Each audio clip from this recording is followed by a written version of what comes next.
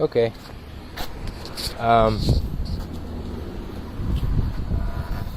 Just recording where I'm at. Sorry, it's not pretty under here. Once I get used to doing something, I tend to take certain shortcuts. So as you can see, the intake manifold I've just got sitting there. I didn't disconnect it entirely. Turns out I actually don't have to. I just need to be careful as I maneuver it. Same thing with the fuel row. You see there the injectors. I got 2 injectors off, and I've got those marked. But this isn't going to be a long job at all. Which, ironically, I'm changing out engine heads. As you can see, they're almost entirely stripped down. Don't pay any attention to these hoses over here. That actually goes to the back side over there. But I've just got it out of the way. I had it sitting up here, but can't really close the hood with it up there, so I just got it laying down there, but you can't really see it. What's behind it, that is. Over here you got kind of a better view. You got your engine head there, and then you got your headers there. All I've got left is the header bolts on this side, and then the head bolts themselves, and the engine heads are ready to come out. All together we're looking at about 4 hours in, but it's been spread out. I've been kind of taking my time with it, and in some ways I've organized things a lot better than I did last time, and then in other ways, as you can see here, I did a lot worse because I definitely didn't leave parts that I removed sitting in the car, like the valve covers there. If this were to be a professional job, of course I'd be doing this a lot different, but it's not, and I don't care if it looks a little sloppy while I'm doing stuff, if it saves me a few extra steps on my Fitbit counter. So yeah, I gotta make sure I don't do stuff like that. That's what I want. That's what I won't negotiate on. I can't be leaving tools lying around.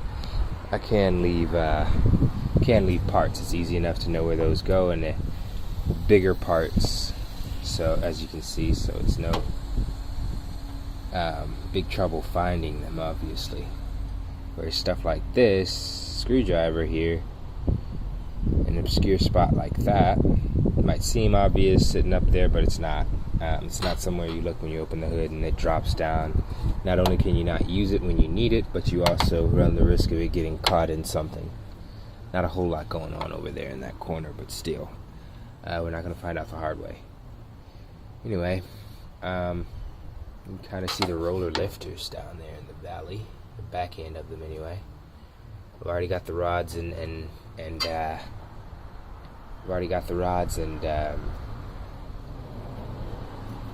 what are they? Rockers. Goodness, Corey. I've already got my rods and rockers off.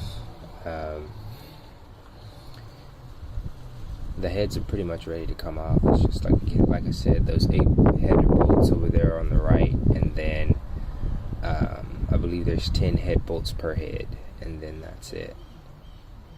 I'm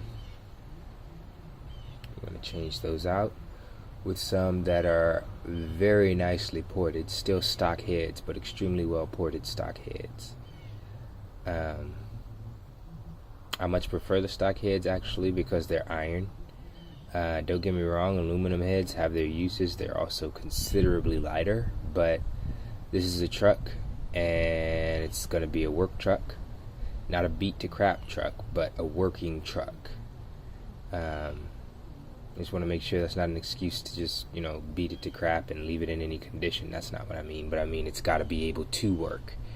And that being the case, my experience is that iron heads tend to be a bit more durable, and they also don't require changing the bolts every time you mess with them.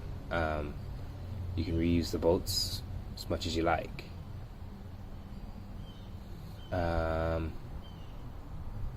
So yeah.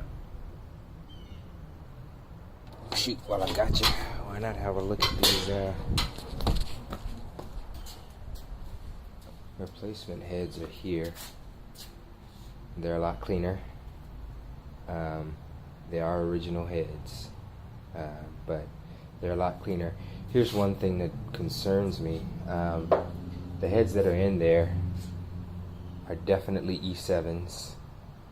Very constrictive and very, very bad.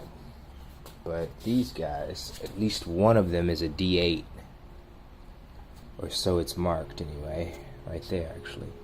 Not where my finger is, but right where my finger's pointing, right there. D8OE. Which I know D9s are extremely, or should I say rather, some of the best of the iron heads that came on these Windsor blocks, but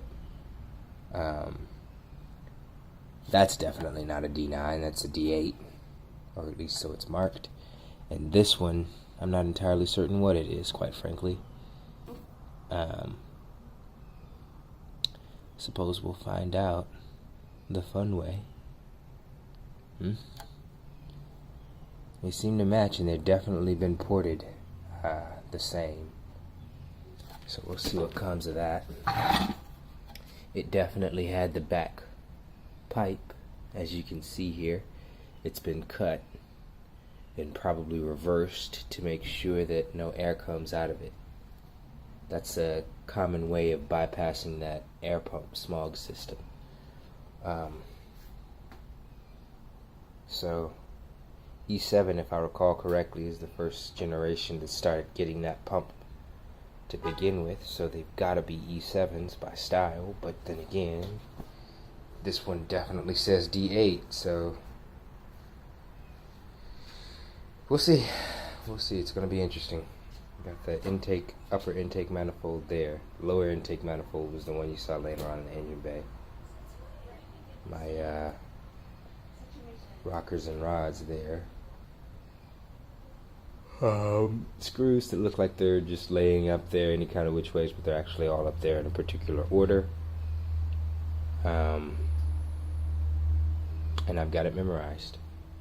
Spark plugs over there towards the gloves. It's my gasket kit. It's my distributor.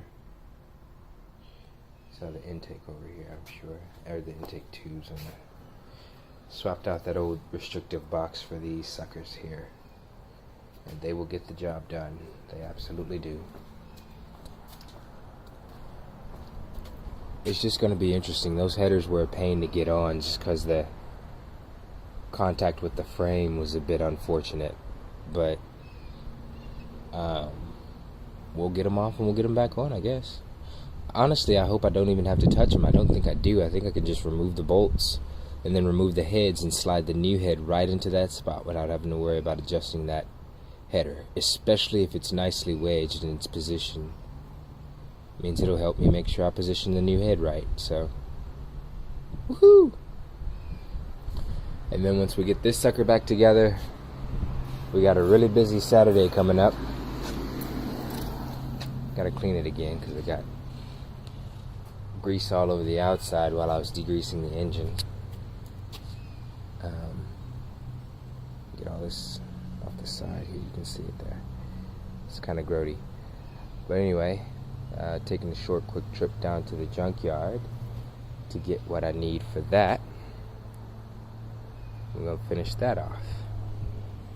And then we'll have our 2 Funmobiles. And the beautiful part about it is that now I can also do other stuff to the truck that I normally wouldn't have been able to, because the truck had to be a car and a truck. Now it gets to be just a truck. If I want to jack it another 6 inches, I can, because it gets to be a truck. If I want good gas mileage, I'll drive the car.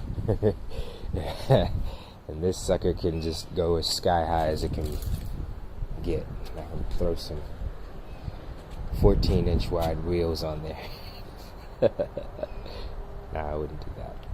Pretty sure 14 inches is literally twice the size of the wheels that are on there, as far as width is concerned. Just so you have a perspective of how wide the wheels that are on there are. Yeah, they're not thin at all. So yeah, anyway, this is gonna be fun. We'll get it put together and we'll get it on and running, and we'll see how she goes. Shouldn't be any real issues. Just time. Oh, that reminds me, I do have one more thing to do that I forgot about. Talking about it on the other heads over there. That right there is the pipe that runs from head to head and then down to the exhaust manifold with this tube here. Down to the exhaust, not the exhaust manifold, the muffler itself. And yanks gas out of the muffler to recirculate back into the head for a more efficient burn, is what they say. But it was the 90s, nothing was efficient. So, yeah. Anyway, yeah, we'll have ourselves some fun getting this puppy set up and ready to go. It's gonna be a whole lot of fun. Okay.